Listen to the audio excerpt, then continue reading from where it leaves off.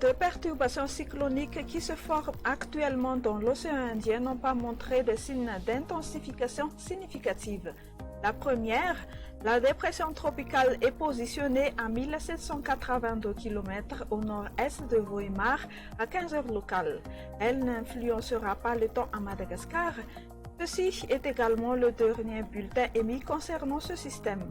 La deuxième, au stade de perturbation tropicale, elle est positionnée à 686 km au nord-nord-est d'Ansranan à 15 heures locales. Des vents moyens encore faibles de 46 km à l'heure et des rafales de 55 km à l'heure sont estimés autour de son centre. Une intensification est attendue dans les prochaines 48 heures. Ce système est prévu impacter la partie nord de l'île en fin de semaine. Il est pour l'instant difficile d'estimer l'heure exacte de l'impact prévu. À titre de préparatif, les habitants des régions suivantes sont priés de se préparer et d'appliquer les prescriptions d'alerte verte Sava, Diana et Sofia. Cela signifie qu'après 5 à 2 jours, la catastrophe pouvant être touchée les régions précitées. Donc, il faut que les habitants dans les régions concernées soient attentifs. Voici les actions à entreprendre. Hissez le drapeau cyclone.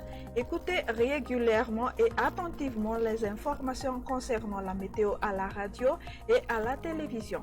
Renforcez portes et fenêtres. Avoir un stock suffisant de bougies et de piles électriques.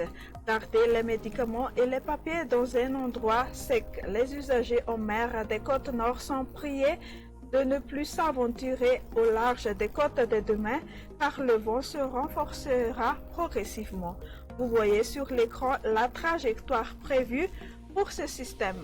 Alors, pour ce jeudi, le matin, le vent sera très sensible sur les extrêmes nord et sud et sur le centre-ouest. Un ciel nébuleux sur Tolagnar et ses environs, alternance entre éclaircies et nuages sur le reste après que les brouillards se dissiperont sur Mangour et sur la partie est des Hautes-Terres.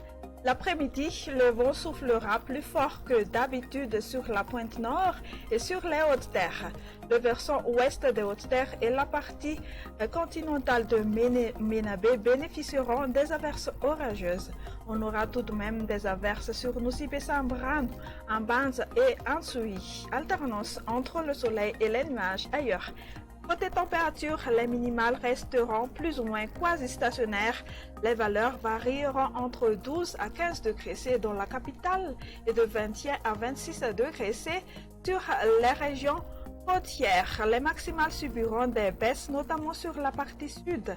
La plus élevée dépassera de 30 degrés, c'est-à-dire 37 degrés C sur Boyen et ses environs. Voici la prévision du temps pour ces quelques villes et îles extérieures de Madagascar. On prévoit un ciel nuageux sur Paris, temps pluvieux sur Johannesburg, prenant un caractère d'averse sur Nairobi.